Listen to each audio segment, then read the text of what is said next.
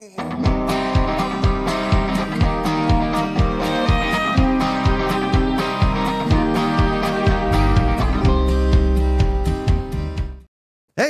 welcome in. Latest episode of that SEC podcast. We're back with one of the highlights of the week with the Roush Hour. Nick Roush, Kentucky Sports Radio. How are you, my friend? Well, I got to say, one of the highlights of my week was getting to hang out with you a little bit last Friday night in the Music City. And I haven't told you this yet, but it was very funny. The following morning, we're on Vandy's campus getting a little lunch before the game at one of the local establishments. And I was complaining about something very loudly. Just like kind of got in my one of like, Roush is just fired up over something trivial. It might have been over people not taking cash. I'm very much cashless bull crap. This is Federal Reserve tender issued dollar bills. You're going to take it. So I got on one of my dumb little rants. Somebody was like, "Are you just random person walking down the street? Are you on a podcast?" I'm like, "Yeah, we do a podcast." I'm like, "No, he listens to my boyfriend listens to SEC Mike. I know that voice." I'm like, "Well, hey, look at us. We're making friends here on that SEC podcast in Nashville." Nice. I know you're a married man, so she was probably not attractive to you, but would I have rated her how would I have rated her on the attractive scale? I'm just curious. They don't have ugly women in Nashville, do they? I haven't seen any yet.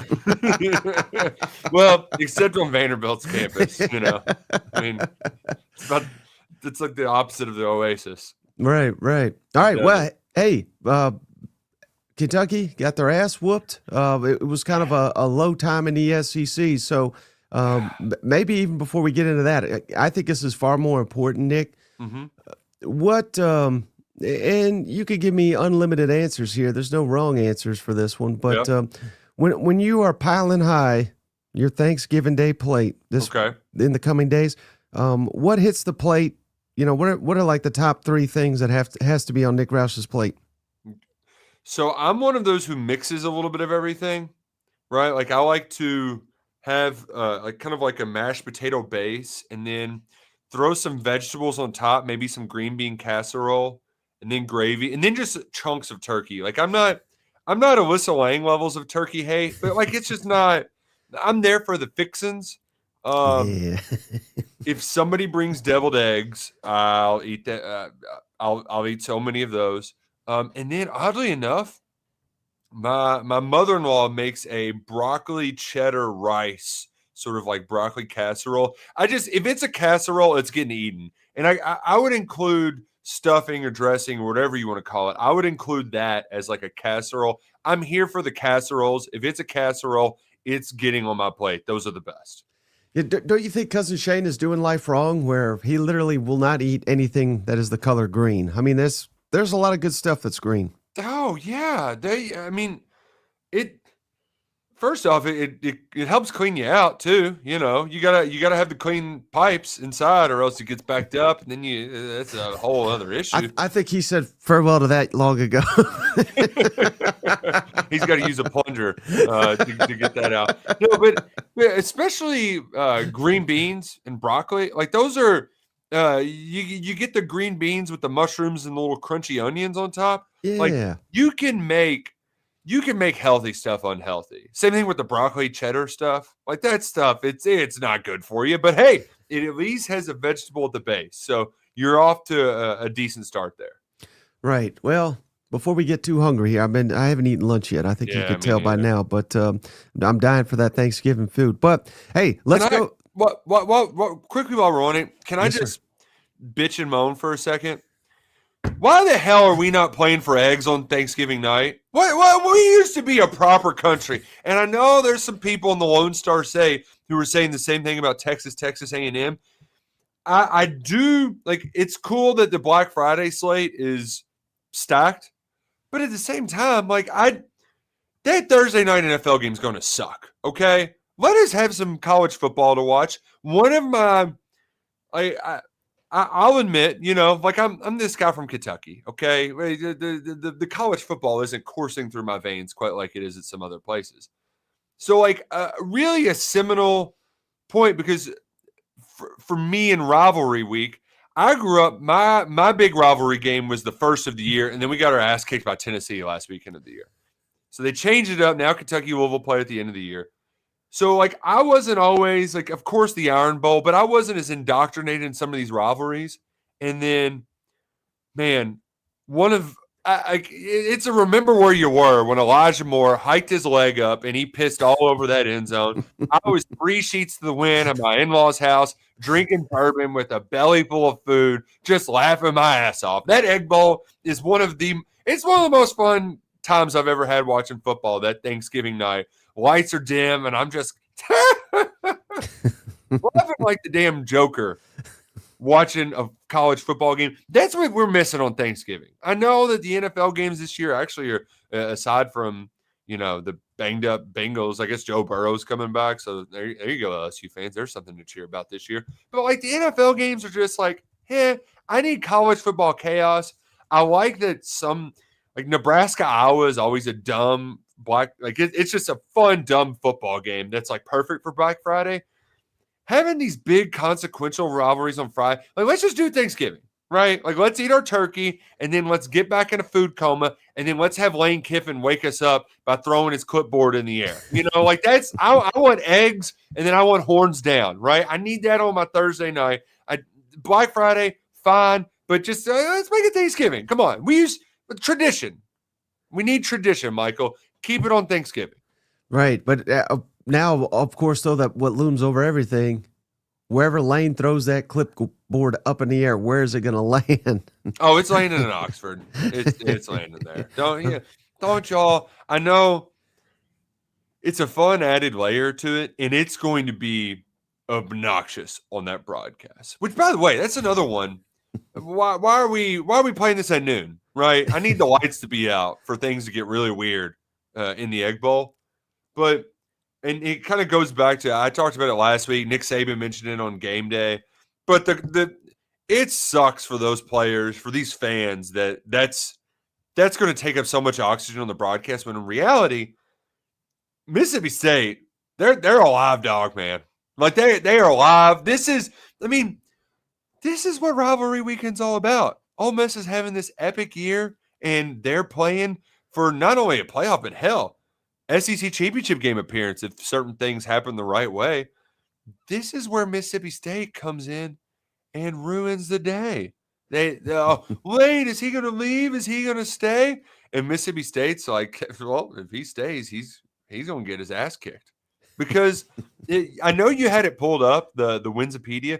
Lane does not just beat the doors off of Mississippi State, right? Mike Leach beat him. Then it was close the last couple of years, even against that bad Zach Arnett team. And then, hell, last year's Jeff Lebby team was absolutely awful. But this is going to be a feisty football game.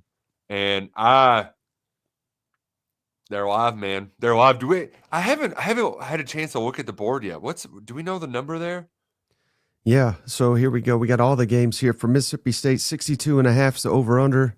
Ole Miss favored by 7.5. Oh, I would like naturally I would like a couple more points, but 7.5 home dogs. Like I'm betting that. Like there's no. This is the other thing too, Mike. It's like when it gets to college basketball season, I'll start wagering, and the first you build your bankroll, right, and then first round of the NCAA tournament's there. Brother, we're getting up shots, okay? Like this is what we're here for. Rivalry weekend, same thing. Like we are emptying the clip. We were going all in. Like if you can't get a bunch of shots up on rivalry weekend, then what's the point, right? What's the point? And I love it so much. I love rivalries in college football. There's a bunch of losers out there, a lot of losers, and I live amongst them in the city of Louisville. All you do is care about your rival. What? You're so obsessed with your rival. Think about your own team. Brother, half of fandom is wanting the team you hate the most to suffer as much as possible. Hell, sometimes it's more fandom. I care more about Tennessee losing than I do Kentucky winning most of the time, okay? Let's go Diego Pavia. You lit our ass up. Go light Heupel's ass up this weekend. That is hate. I'm thankful to be hateful this rivalry Thanksgiving week. That's what this sport is all about. It is about getting unforgettable wins at the expense of the people you hate the most. And, brother, I think the Mississippi State Bulldogs, they got a real chance. Ole Miss fans are all worried about their coach leaving, and they're worried about the game that's right in front of their face. ATX Fool says, I hope Louisville wins just because of this guy. Hey, the rivalry brings out the best of me. And here's the other part, too. I did wear my Billy Lucci duck hat, right? This is for Lucci's always rocking the duck hat. I got my Billy Lucci duck hat. But I love throwing horns down. Like, it's so much fun. But I am among the many who's just waiting for Texas A&M to drop the ball. I mean, come on, right? Like that. They don't like that they're favored in Austin. There's not one Aggie fan that is like, oh, heck yeah, we're favored. We're going to go win this game. They're nervous as hell because that's the thing that's great about rivalries too, is that you can have this great season. It don't really matter if you lose to your rival though, right? You think you think West Virginia talks glowingly about the 07 season? No, because they lost to Pitt the last week of the year in the Backyard Brawl. Same thing. Like in my own context of you're dealing with some mid-ass football teams right now, right? I got a mid-ass football team I cheer for. But if you beat Florida and Louisville in the same year, pretty good year. You know, you beat some of the bad guys, which leads me to you, Mr. Michael. You finally beat a rival. Yeah. On their home turf. I told you it was going to happen, and you wouldn't listen to me. But by God, it was 21-0 before you could rip a fart. Yeah, and I was thinking about this morning, Roush. I mean, all this truly does for me. Remember, I was giving you your flowers. Yep. Kentucky whooped the hell out of Florida. Mm-hmm. Now that Tennessee's actually done it, I mean, as if we didn't know already, but Florida's just a complete and total shit show. This is as low as it gets. Losing to Kentucky like this, losing to Tennessee like this. Yeah. We will never see this again probably in our entire lives. Right. So we should value every moment of this. You know what? Oh, and it really is funny because we've got our toilet bowl in our hands with Florida versus Florida State. Whereas at least Florida, they can sell themselves on the hope of a new tomorrow, whereas Florida State is stuck in a bad contract. Wouldn't know what that's about. So right now, I mean, it was kind of funny. We were the Florida State, their awful game against NC State. When it was over, I believe they were playing the U 30 for 30 on ESPN. So I'm not used to being at bars late. And so I find myself just staring at the U 30 for 30. And I'm like, oh, back when those programs mattered, right? Like when the state of Florida, that's where, I mean, that was the mecca of football. And to see them now, it's sad and I don't hate it, right? Like I said, you got to be thankful to be hateful. And, oh, shucks, Florida's only got 3 wins. Boo-hoo. Boo-hoo. Like, I don't know. Kick them while they're down. I at least appreciated there was the one kid they showed in the stands who kept covering his eyes. He had I don't even know what it was, but he was covering his eye.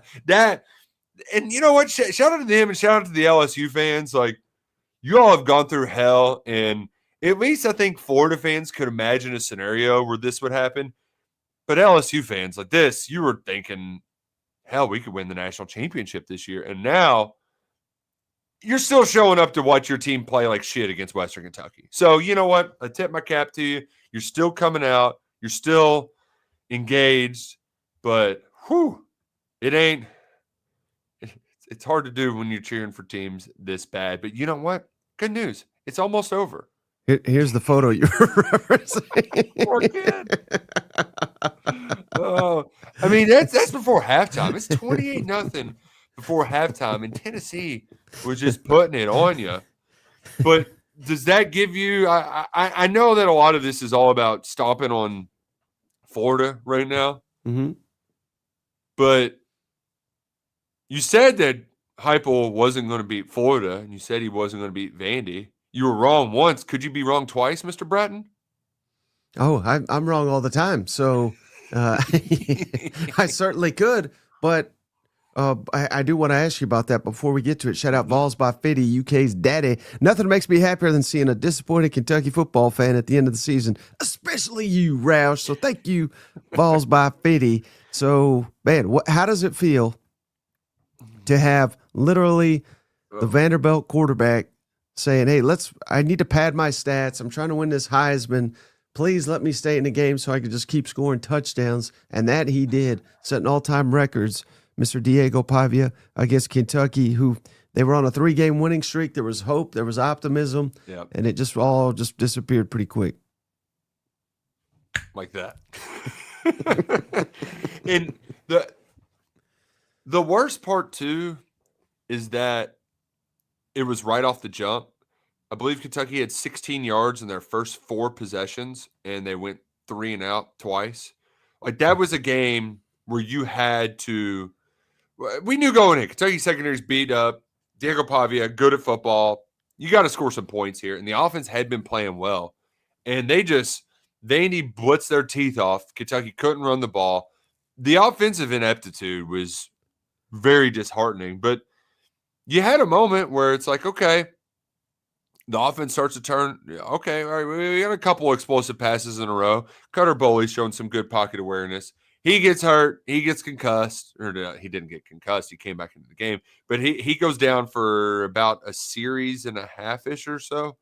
And that was the moment of the game where you needed him to make hero plays to get you back in the game. And, hell, Clark Lee was even begging for him to do it. He went for it on 4th and 1 from his own 30 and then took the ball out of Pavia's hands. Tried a direct snap. And the dude dropped it. It's like, you idiot. Just let Diego Pavia do it all. Like, what are you doing here? So Kentucky got a cheap field goal before half, but that was the part that it was the most shocking for me. It's like you know what Diego Pavia does. He rolls out, he makes a defender make a decision, and then he makes them pay for that decision. Oh, you're gonna come run support? I'll throw it over your head. Oh, you're gonna play back? Well, I'll just take the 8 yards, right? He does not throw the ball vertically down the field, and on that second drive, he had a 71-yard touchdown pass, beautifully thrown ball, hits his guy in stride. And, I didn't think he was going to catch up to it, but it was perfect. The second pass of the day, Kentucky cuts it 17-3 before half. It was a sad field goal. They should have gone for it. It's like, you're down. You got to score points. Just go for it. But they kick a sad field goal, 17-3. All right, maybe you get to half, and it's a 2-touchdown game, and you got a chance. Pavia is like 59 seconds. That's 49 more than I need, and goes and drops in a 56-yard touchdown. I'm just glad I was there because then I didn't have to see them show Pavia's mom on the broadcast 100 times. I mean, that would have pissed me off. Like, because part of you, it's like, oh, well, Vandy, like, it's good to see you have your moment. And hey, at least Pavia is good, and he does it in kind of a fun way. I would have been pissed off if I was at home watching Pavia's mom do the Heisman on that rail. That would have just been that would have been a bridge too far for me. Okay, I could be happy for him. That would have been a bridge too far for me. And then they start sharing the stats: most yards against Kentucky since Peyton Manning, Vandy's single game record. Hey, you know what? Like, the part that does annoy me, though, it's like I've seen some all-time – I've seen Lamar Jackson in person. I've seen Tebow in person. Seen Cam Newton in person. Like, all these guys just ball out on you. Pavia is not going to be one of those guys, but I will say it was kind of cool when they gave him his standing ovation, and they were all chanting Pavia as he did the heart sign and walked off the field for the final time. Clark Lee was dead. He was done. It was a failed experiment, dead in the water. Kentucky had poached Ray Davis. Like, they had nothing going for him. And then he rolls the dice with Tim Beck, Jerry Kill, Pavia, and Eli Stowers. He gets the kind of heart and soul of that 10-win New Mexico State team, which, I mean, he won 10 games in New Mexico State. Las Cruces is they had a tree growing from their stadium because, like, from like the roots, it was just a weed and it grew into a giant tree in the stands because nobody went to New Mexico State games. And Pavia won 10 games there. And then he's gone to Vandy. He beats number 1 Bama. And now he's got him in playoff contention. They need some help. I am one of those that he is a very fun college football player. He's not going to do anything in the NFL, but he is one of he's what makes what you love about this sport. And I so desperately want him to go to Neyland Stadium, whoop Tennessee's ass in a shootout, get some because really what's missing right now, he gets a Heisman moment against Tennessee, then I think he's going to win that trophy. Right? Jeremiah Love is going to be close because he's got that Notre Dame logo. But Pavia is so much fun. If he's getting Kentucky helped him get the numbers. He goes to Neyland and has some sort of he doesn't need the Johnny football ball is up in the air and he catches it and throws it. But if he has some sort of awesome play and leads him to a win in a close game, they're going to give him that Heisman in New York in a couple of weeks. Yeah, so you just made me think of something, Nick. And again, beating number 1 Bama, that's like an all-time game that'll never be forgotten in the history of Vanderbilt football.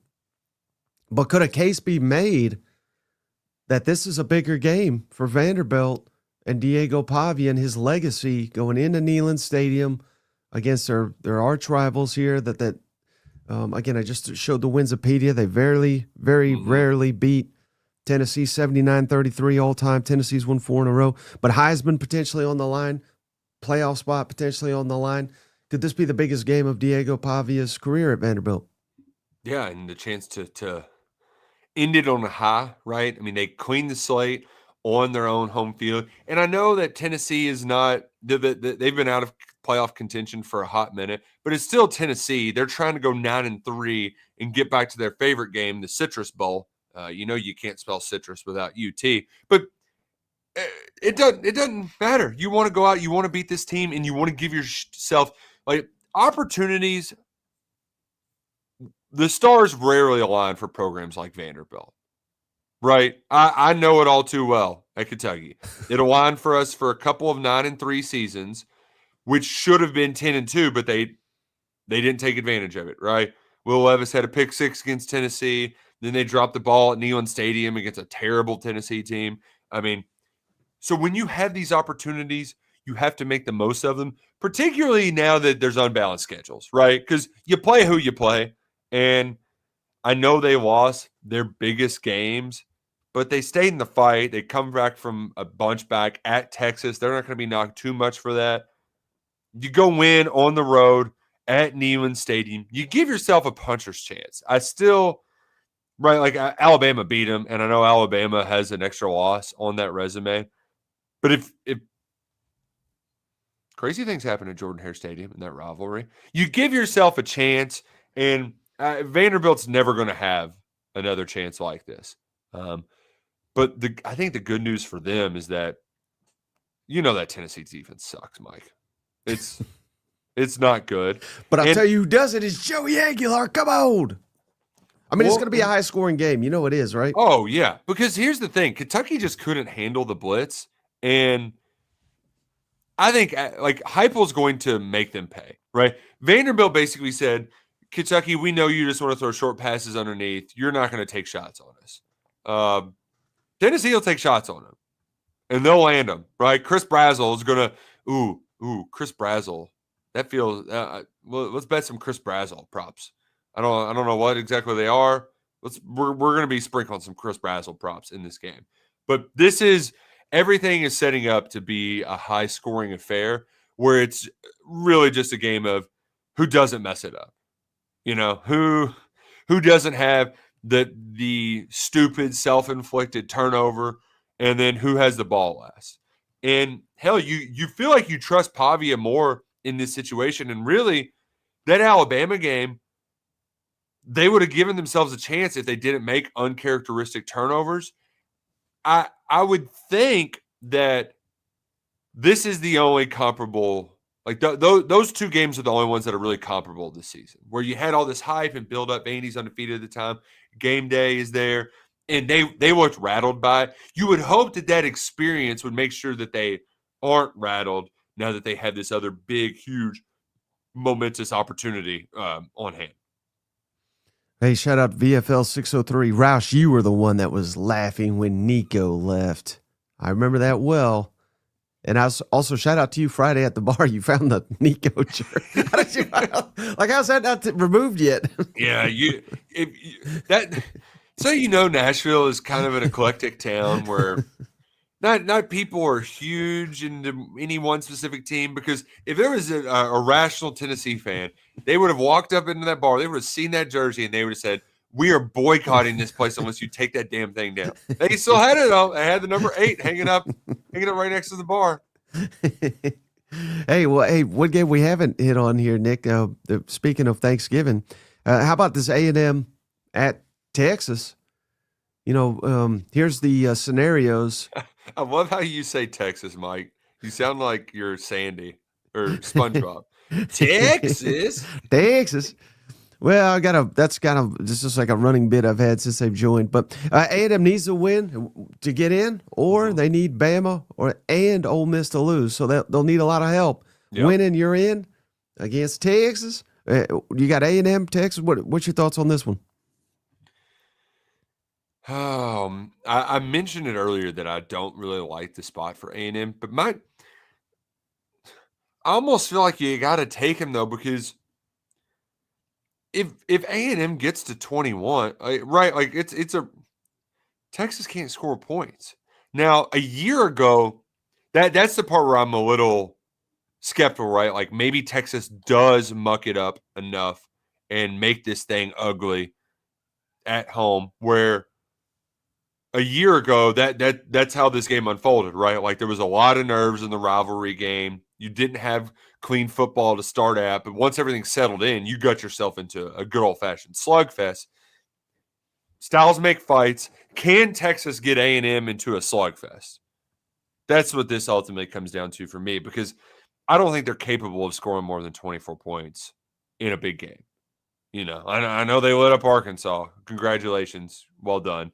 But against this A&M defense, they haven't performed well against above average defenses all year. So Texas has to get it into a slugfest, and there's a chance they can because of, it's a rivalry game and they're at home. But even then, like who's to say Craver just doesn't have, like it only takes 2 plays with these wide receivers to just flip the game upside down. So A&M should win. They're a favorite for a reason. I understand why they're a little bit nervous, because they're undefeated going in a rivalry. This isn't a spot they're used to being in. Not a spot they're used to being in. Could there be any more little brother energy than being undefeated, being favored, SEC playoff, right there on the line, and you lose to Texas? They would never shake little brother logo if that happens, right? And they're terrified of it, because what they'll do is they'll tell themselves, well, we didn't want to go in the SEC championship game anyway, right? We get a home playoff game. That's a little bit of rest. Easy win. We get to pack the stands. They'll tell themselves that, but it'll just eat them alive. Absolutely eat them alive. Because that's what rivals do, right? Their existence bothers you. And the fact that they could get this win over you, that wouldn't sit well. That wouldn't sit well one bit. And the other part too, would they give the Horns a path? I don't. The rankings come out tonight. Would they possibly be able to weasel their way in? They're able to add an A&M win to their resume. Yeah, I think Texas is going to be ranked around 16th, so they still need a lot of help. They would need too much help. And then if Vandy wins like that, they need too much chaos. But that's what makes rivalries great, man. This is your bowl game, basically. You don't have the playoff. You're going to get a bowl game, but you can ruin their season. And it's a lot of fun to ruin another rival season. A lot of fun. Bo says, hey, little brother, that's so dumb. A&M's older and bigger than Texas. So, yeah, I don't think the age thing matters, too. No. And This is what matters. Saying, I'm older and I'm bigger. That's some real little brother behavior. I mean, come on. We all know that little brother that does get bigger, and it's like a little too big for your britches. But still, the true older brother still gets to pick on that one. You know what? Yeah, it doesn't matter because there's a complex there, and they got one. I mean, and that's fine. But you got a chance to prove it on the field, and you have the talent, you have the coaching right now. So go do it. Make this the best year of your lifetime. Go win. Finish off an undefeated regular season and go to Atlanta for the SEC championship game. Was something else that's kind of unique about that game, Nick, where all off season, A&M fans were saying how overrated and the whole team really, but Arch Manning specifically hasn't earned it, yada, yada, yada. And same thing, Texas fans, they'll, if they're being honest, Marcel Reed, that's your quarterback. Good luck. I mean, this is an opportunity for both of those quarterbacks to really stick it to the opposing fans here. You know what? Well, the other part of this too is as much as we got lost in the Arch Manning preseason hoopla, he's been all right. I don't think anybody would say great. But if he this is fake juice season, right? He's the fourth most passing yards, third most passing touchdowns in the SEC.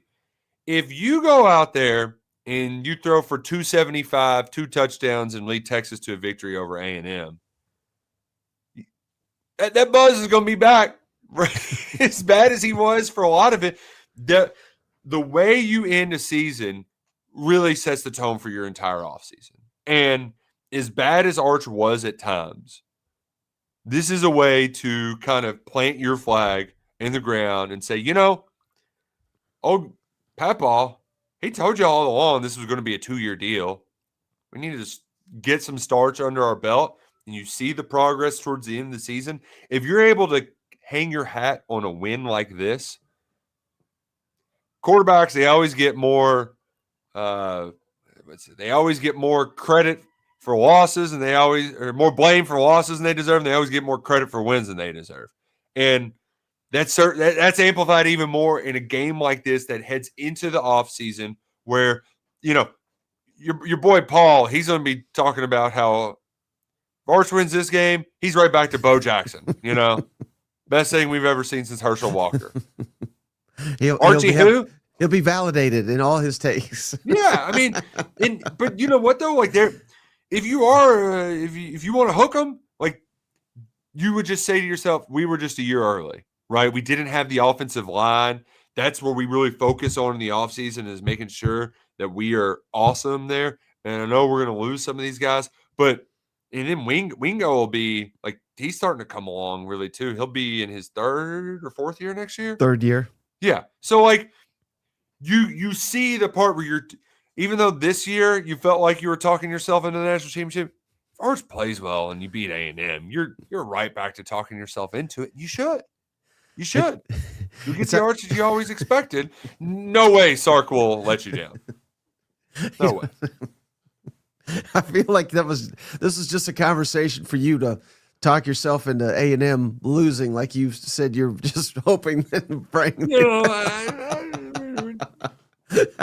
Hey, who doesn't let us down, Nick? JR. Legend. Never. Cousin JR has done it again. Thank you, JR, you damn good dog. He gifted Kyle Bennett. Kyle, we appreciate you, buddy. We appreciate you, JR. And then we also had Glenn Warsaw. Shout out, Glenn, you big boomer sooner. He gifted Ray. Oh, I'm going to butcher this one. Ray Hino Joseo. Yeah, that's a good try. Ray, appreciate you. Not really. JD gifted a membership to. Jay, he gifted. Wait, he's the one that gifted Ray. He know. Glenn just joys. We appreciate you, Glenn. There we go. Yeah. SEC shot. He gifted Chris Whitted. Man, maybe I'm getting blind or these names are just getting hard to read. Liam Jones, Justin Summerlin, Hookem PNW, and Benjamin Carey. Welcome to the family. I love that an Aggie fan is calling Texas the Shorthorns. What a great insult. So childish. I love it. The Shorthorns. You know what's I forgot though. You know what's not childish? What? Poncho Outdoors. You check them out. PonchoOutdoors.com/SEC to get you $10 off of your complete order over at Poncho Outdoors. Nick, this is a fantastic business here based out of Austin. It's one of our favorite things, aside from Arch Manning, of course. Out of Austin is PonchoOutdoors.com/SEC. Holiday season right around the corner. Nick, maybe you want to get something for a loved one, or heck, maybe you just want to get something for yourself. Help the show. Help yourself is what you're really doing by going to PonchoOutdoors.com/SEC for $10 off. They stand by every product they have, free shipping, free returns, so you can make sure you get the right size, right fit for you today. Yeah. All right, Nick, how about one game we haven't talked about? How about the Iron Bowl, buddy? A lot on the line here. Bama eliminated from the playoff. We may eliminate DeBoer from the state if he loses this one, and Bama goes 0 for 2 in his 2 seasons reaching the college football playoff. Meanwhile, Auburn, they've got some life here with showing Hugh Freeze his ass a door. All of a sudden, they look like $1 million. What's your thoughts on the Iron Bowl here? Are we getting Deuce or Daniels? I think we got to go Daniels. They've not confirmed that, but right. I can't imagine they're going to roll out the true freshman for. Yeah, I would agree with you there. But you never know with Auburn. My favorite, my favorite fan fiction from this game is DJ Durkin wins. He keeps his job. DeBoer gets ran out of town and goes to Penn State because that it's chaos. That would be a lot of fun. And shout out Emily Powell. She says it's for sure Ashton Daniels start. Daniels confirmed. Okay. Yeah. But it would bring all of both programs down. The bigger thing here though is just like this needs to be Ty Simpson tune up for the playoff because it's a very good Auburn defense. No matter what the circumstances may be, you're probably not going to face too many. Texas Tech maybe in the playoff. They got awesome defense. Ohio State obviously does. This is where if I see them put up some points against this Auburn defense, then I'm going to be a believer that Bama can win a title. I really am. Regardless of what happens with tiebreakers, SEC championship, and all that sort of stuff. Like, I say what you will about Auburn, that defense is the real deal. So Bama, go prove to everyone that you can be this awesome playoff team. Because my thing with them, doesn't it feel like their offense is kind of just stalled out in November? It's almost like they've thrown it in neutral. Mm-hmm. Is that fair? I think so. And certainly, we got to credit Oklahoma's defense for a lot of that. Auburn does have a really good defense, but I don't think it's to the caliber of Oklahoma's. So I'm a little concerned that maybe we're overreacting to one performance. But, yeah, I mean, I guess LSU, they weren't that good. South Carolina, they weren't that good. Right. Like, I felt like they just, instead of finishing drives with touchdowns, they get to, like, the 15, 20, 25, and then they can't run the ball. So then it's like, all right, well, let's try to do something crazy to get in the end zone. It feels like it's very hard for them once they get down there, that Ryan Grubb has to jump through 5 jump ropes, flaming hula hoop. He's got to step on a bunch of rocks. It's like the Kung Fu Panda going through his training to try to get a touchdown for Bama when he gets down there. So if they can not play a clean football game, but get back to making things look easy down there, against a really good Auburn defense, then I'm going to be, all right, let's Bama, go on a run here. If not, then I'm going to remain skeptical, even though I am skeptical that Auburn can actually do this. I think, to your point, it's almost like I don't have confidence in Auburn to go out there and take it. Mm-hmm. Bama's got to give it to them. Do you think that's a fair assessment? Yeah. And the other part, too, is we all know that those receivers for Auburn are more than capable enough to get some big plays that'll scare Bama. So, like, does Alabama even give them a chance? They shouldn't. They shouldn't. But I know that rivalries, things get weird, but I'm actually going to put a lot of stock into this game because even though Auburn's unranked, they are the kind of matchup issue that I think Bama will see in the playoff. They're the kind of matchup you mentioned Oklahoma earlier, right? Bama lost that game. These teams are built pretty similarly. We saw them go down to the wire early on in the year. So I'm going to be very judgmental on this game based on Bama's future. Because if they come out and completely lay an egg, then they're just not in the playoff, right? Auburn can do it. Although I give them 30% chance that they can actually do it, maybe even less because, yeah. Here's an interesting thought.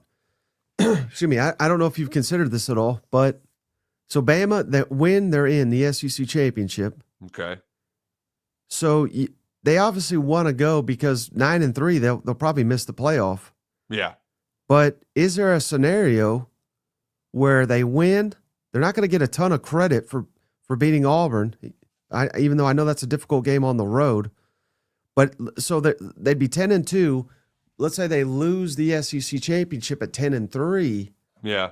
Is there a chance they miss the playoff? I don't think the committee, based on just how they acted last year, I mean, they put SMU in when they lost to Clemson on a last-second field goal in that ACC championship. I think these conference commissioners are well aware of that. That's their money makers. Those conference tournaments, those conference championship games. They want them to have value. So they're going to do whatever they can to make them as valuable as possible. Bama is definitely in if they get to the SEC championship game. I would be more curious if, are the teams in the Big Ten and SEC championship guaranteed to get a bye? Or if could the loser of them drop down to 5th or something like that? That's where I'm curious, because if you get the bye out of it, then it doesn't really hurt you. But if you have to play in the first round, then you're stuck playing an extra game. I mean, that's an extra game more than the team you're going to play, and then more the team you're going to play in the quarterfinals. So right. I would be fascinated if Bama wins this game. Then let's say they lose to Georgia in the championship game. I've never seen that before. But let's say that happens, and then they end up being a first-round host. That's just all. That's a lot of games. A lot of games.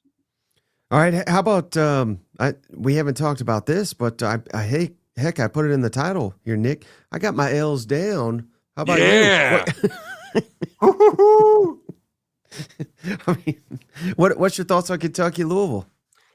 So I know that this probably isn't the first game on everybody's radar, but this is going to be a nice little feather in the cap for the SEC as far as, okay, we're better than the ACC and we know it, because Louisville was contending for an ACC title for a while. Now they're sort of middle of the pack. Kentucky's the bottom of the barrel of the SEC, and they're just going to whoop their ass. I mean, it's going to be a physical just beat down. And some of that is me just being a little bit of cocky, and I know recent history. Kentucky's only lost that game twice since 2016, once in the last 5 years. But in one of those losses was to Lamar Jackson. There's no shame in losing to Lamar Jackson. But Louisville did the thing where they thought they were going to be a playoff team, and they had some injuries, and now they just got guys quitting. Or actually, they're hurt. Louisville fans will go, this Kentucky hack showing so much disrespect. That team quit, right? They quit. They showed it against Louisville. Their quarterback, USC transfer Miller Moss, had a weight room accident, and that's why they had to bench him against SMU, play the backup. It was bad, threw for 90 yards. Kentucky is a flawed football team. There's no doubt about it. But the teams that have really ran it up on them, it's Pavia, it's Aguilar, it's these pass offenses that can just Miller Moss, he's just throwing it to the other team. All right, that guy stinks. Even if they put in the other guy, he runs it. okay, but he can't throw the ball either. Their first-round wide receiver, Chris Bell, is out. Isaac Brown, their running back's out. Duke Watson, he looked pretty good too. Oh, he got hurt in the last game. Kevon Brown, he was awesome. He had 4 straight 90-yard games, and then he gets hurt. He misses the SMU game. So they're playing receivers at running back. They're just they're done.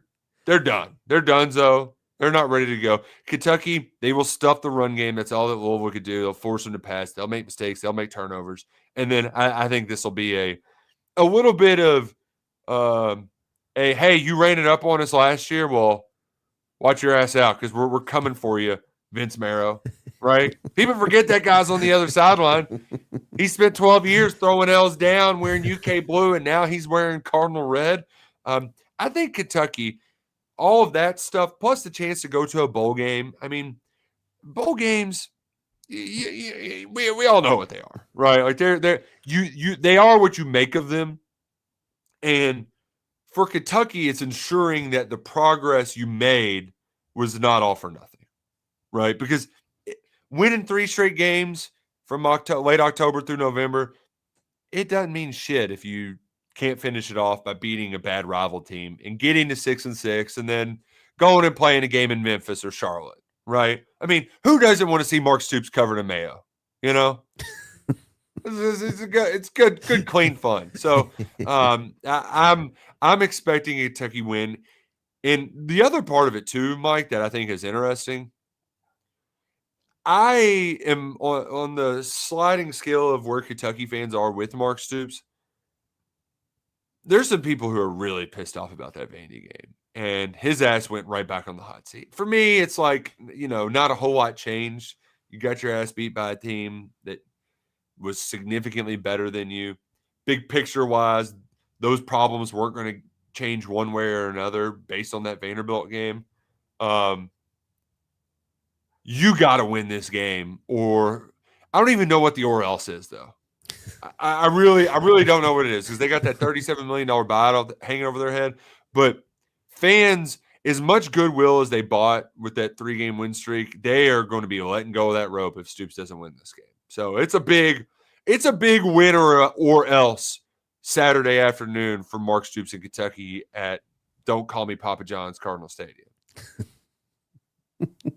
Yeah, I mean, and all that you laid out, why Louisville's down in the dumps and hurting and banged up and quitting and all this, it makes it look even worse for Kentucky if they can't win this one. I mean, Louisville lost about 30 to SMU, and then the week before they lost because they missed a bunch of field goal. I mean, like that game against Clemson was a disaster. It was really a contest to see who wanted to lose the game more. That was ugly. So as long as Kentucky. Like if they get out to a good start, it'll look a lot like the Florida Kentucky game. Nick Roush quote out of context. I don't think the age thing matters. I plead the fifth. All right. Hey, any of these other games? Thoughts on them? I just wanted to mention Oklahoma. You did it. I told you should probably be a little worried about that game, and you escaped. It wasn't pretty. No. I don't know what to make of them because they win this game, they're going to be in the playoff. But like, what can they actually do anything once they get there? It would be fun to see them and Texas Tech play a Big Ten game. Race to 10. One of their fans reminded me, Nick, they won a national championship once, 13-2. So, because I said they got the defense that can win a championship, offense to win a FCS championship. It's a different era. I mean, you can't just one-off it. That was a bygone era where you only had to win one game. Right. It's a much different story these days. This is a good reminder. John Mateer, it was fun in September, and I guess he's got another year, and they'll run it back with him, but. The portal's not starting right away, but you're already seeing the Pete Nakoses of the world talk about all these D2 guys and FCS guys that are getting in the portal. It's a good reminder that sometimes the portal class might just stink. And this portal quarterback class has been pretty bad. Mateer's one of the better ones, and he kind of stinks. Now, he looks like a different player since that injury. You don't know how much that's messed with him. But just for all of you, everybody out there looking for a quarterback, not all quarterback portal classes are created equally. And DJ Lagway is the perfect example, right? Like, there's going to be fans selling themselves that he can still be good, and he might just be who he's telling you he is. So just you tiptoe into that portal season when that bad boy opens on January 2nd. Already looking forward toward the portal. Well, hey, that's a perfect place to go to Sellers in South Carolina. Clemson, speaking of the ACC, sucks. Man, that must win for your boy Beamer.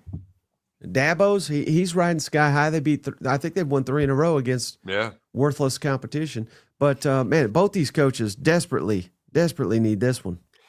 And, I mean, this is one, I believe, so what's their record? Would this put Clemson in a bowl? So they have already got it. Ticket to postseason. Beamer can't go to a bowl. This is going to be one of those where each team's trying to give it away. Each team wants to lose. South Carolina defensive special teams touchdown. If you don't just bet it. It's probably not great odds, but just bet it. Get it 5-1. There's going to be some sort of Beamer ball involved in all of this. This is going to be a very stupid football game. And I want to see, who has the dumber antics during the game? Is it going to be Shane? Is it going to be Dabo? And here's the other question, too.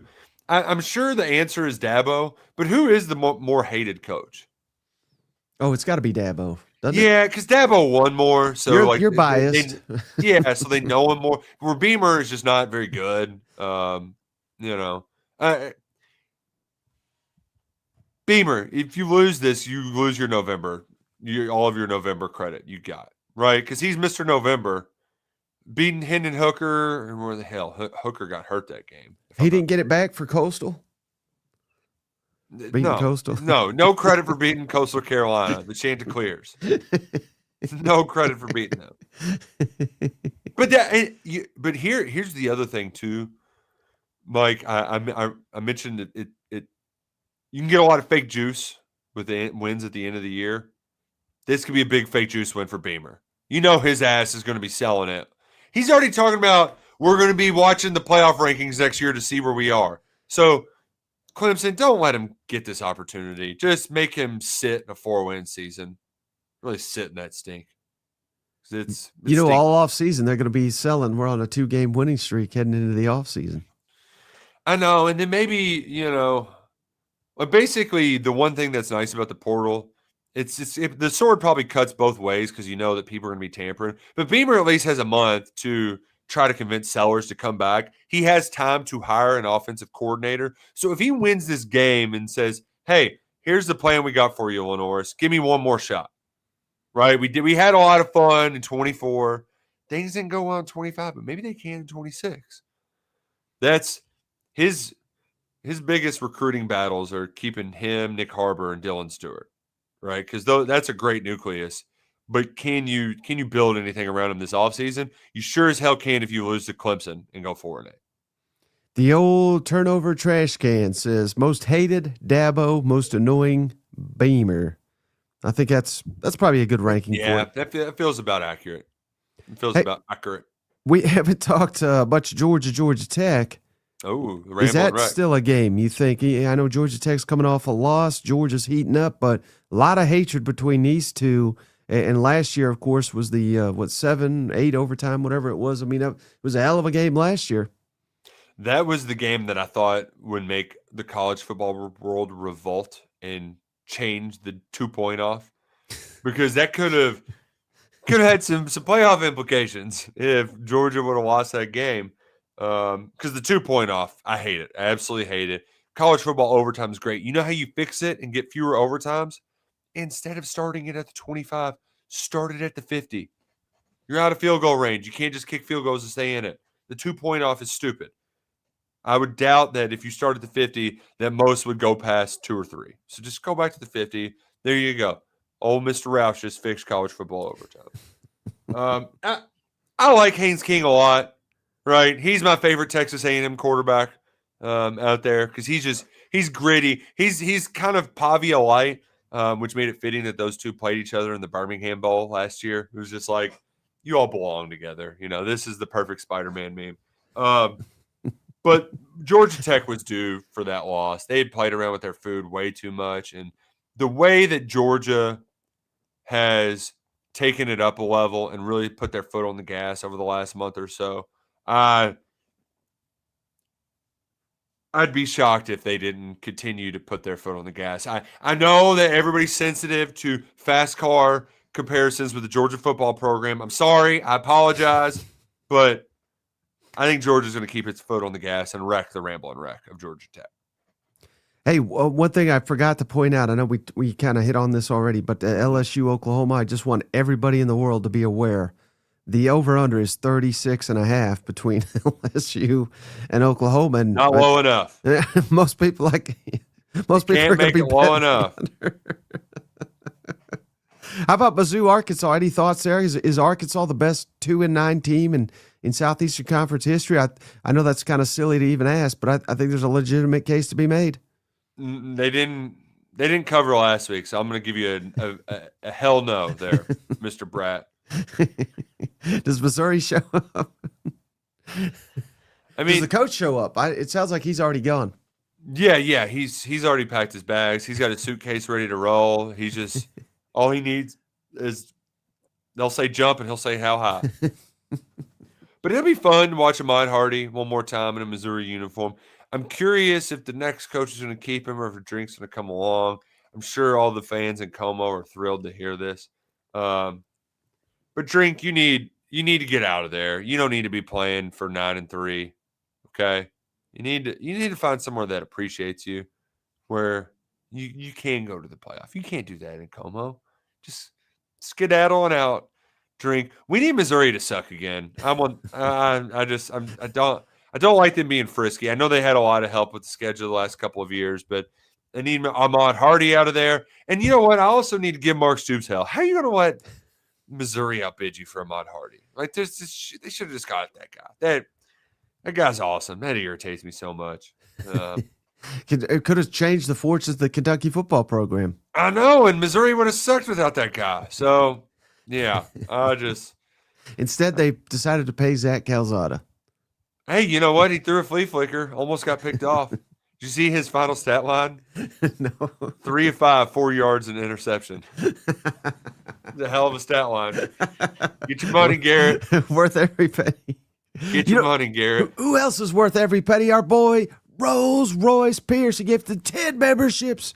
Shout out EX Make'em Holo. I mean, these are some wild names. Chris 020, William Cash, Yanko Slayer, Ant-Man 03, Sinless Sphere, The Chosen One, Corey Miller, Hayden Peters, UK and Dolt, I guess, and Bert Bishop. Welcome, all of y'all. And we also got Bulldog, Mississippi. Thank you, Bulldog. He gifted James Fair, and then certainly not least but last, SEC Show. And he gifted 5 more to Chad Razorback, Steve Keysacker, what a name, Daniel 1525, Girth Brooks, that's my nickname, and Ryan Mack. Welcome, all of y'all.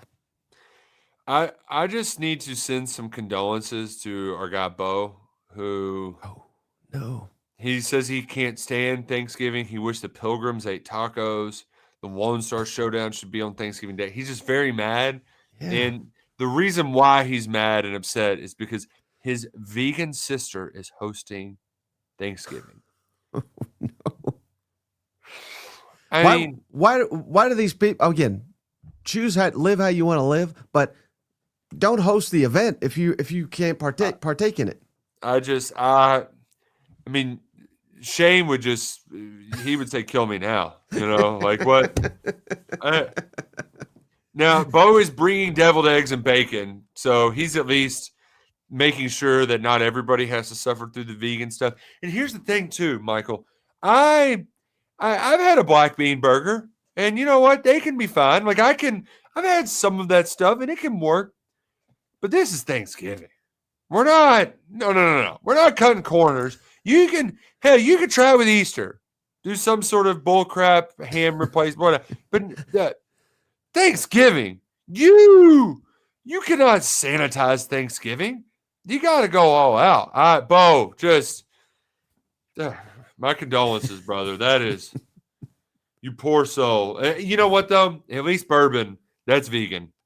So drink up, Shriner. That's how you get through it. Absolutely. Hey, I think that's going to do it for the latest Roush Hour. Before you go, Nick, tell the cousins how to follow you and how to find all your work. I'm at Roush KSR on the X, the Twitter machine, whatever it may be, whatever you want to call it. And Nick Roush, we're on Kentucky Sports Radio on the YouTubes everywhere. Come subscribe to us. Come see about it. We're having a lot of fun there. It's about to get a little crazy, and I'm excited for the rivalries. I'm excited for the games. And then once it's over, the carousel is going to get crazy. So I enjoy the games before it's all carousel, all portal. Because the games, this is where the good stuff is. So enjoy the good stuff. Enjoy your Thanksgiving. Thankful to be hanging out with y'all this college football season. It's been a lot of fun, Michael. It has. Safe travels if you're traveling anywhere. Enjoy the food. Don't eat too much. And, man, we'll catch you on the next one, buddy. Bye-bye, everybody. We'll be back later with Cousin Shane. Happy Thanksgiving. Hey, buddy. This beer's for you, Mike, and Cousin Shane. That SEC podcast loves the Pirate, and the Pirate loves that SEC podcast. Hail State.